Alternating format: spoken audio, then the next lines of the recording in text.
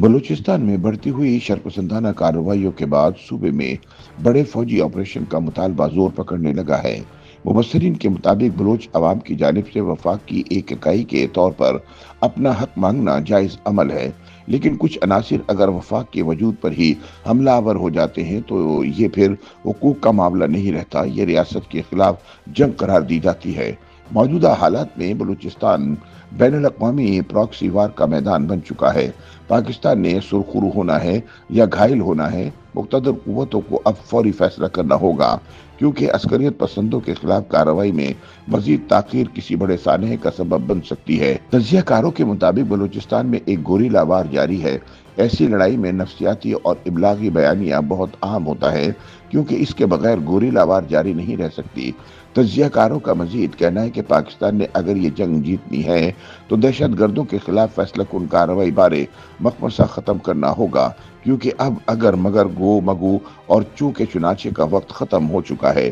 ریاست کو پوری یکسوئی کے ساتھ اس دہشت گردی کو اس کے سہولت کار بیانیے سمیت ادھیڑنا ہوگا۔ تاہم یہاں سوال پیدا ہوتا ہے کہ بلوچستان میں جاری شورش کا بیانیہ کیا ہے؟ بتایا جاتا ہے کہ ہم اپنے وسائل کے باوجود غریب رہ گئے اور وفاق نے ہمیں ہمارا حق نہیں دیا اور ہمارے ساتھ ناروا سلوک کیا۔ اب ہم نے اپنا حق لینا ہے۔ مبصرین کے مطابق بلوچستان میں معاشی محرومیاں ایک حقیقت ہے اور یہاں طرز حکومت کے مسائل بھی ہیں۔ تاہم سمجھنے کی بات یہ ہے کہ یہ محرومیاں اس شورش اور دہشت گردی کی وجہ نہیں، یہ اس کے لیے ایک بہانہ ہے۔ ناقدین کے مطابق بلوچستان میں محرومیوں کا بیانیہ تو بہت بعد میں استوار ہوا۔ بلوچستان میں ریاست کے خلاف بغاوت تو قیام پاکستان کے وقت سے ہی شروع ہو گئی تھی، جو کسی نہ کسی شکل میں جاری رہی۔ مبصرین کے مطابق یہی معاملہ لاپتہ افراد یعنی مسنگ پرسن کا بھی ہے۔ اگرچہ یہ ایک تکلیف دہ معاملہ ہے اور اسے حل ہونا چاہیے، تاہم اس معاملے کو بھی کسی دہشت گردی کا جواز نہیں بنایا جا سکتا۔ سچ تو یہ ہے کہ لاپتہ افراد کی وجہ سے شورش اور دہشت گردی پیدا نہیں ہوئی، بلکہ یہ شورش اور دہشت گردی ہے جس نے لاپتہ افراد کے بحران کو جنم دیا۔ مبصرین کے مطابق ناراض بلوچیوں کا وفاق کی ایک اکائی کے طور پر اپنا حق مانگنا جائز عمل ہے، لیکن کچھ عناصر ذاتی مفادات پورے نہ ہونے پر اگر وفاق کے وجود پر ہی حملہ آور ہو جاتے ہیں تو یہ پھر حقوق کا معاملہ نہیں رہتا، یہ ریاست کے خلاف جنگ بن جاتی ہے۔ بلوچستان میں گوادر جیسے وفاق کے کسی معاشی منصوبے میں بلوچستان کے جائز حقوق کے حصول کا مطالبہ بالکل بجا ہے، لیکن یہ کہنا بلوچستان میں وفاق کو آنے کا کوئی حق نہیں بالکل غلط بات ہے، کیونکہ صوبے میں اور ایک متوازی ریاست میں بہرحال فرق ہوتا ہے۔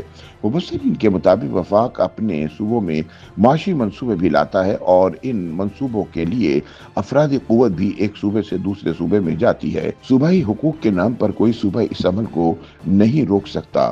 تجزیہ کاروں کے مطابق ریاست کے اندر اصلاح احوال کی گنجائش ہمیشہ موجود رہتی ہے اور کبھی یہ بہت شدید بھی ہو جاتی ہے، لیکن اس کی بنیاد پر دہشت گردی کا کوئی جواز قابل قبول نہیں ہو سکتا۔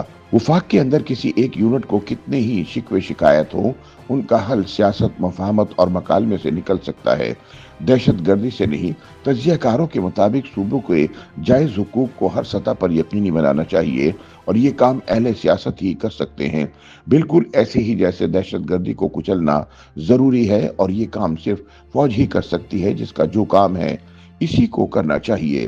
دہشت گردی کے خلاف جنگ جیتنے کے لیے اس ترتیب کا درست رہنا بھی بہت ضروری ہے۔ مبصرین کے بقول بلوچستان کی سماجی اور سیاسی فالٹ لائنز کو بھرنے کے لیے سیاست دانوں کو آگے آنا ہوگا۔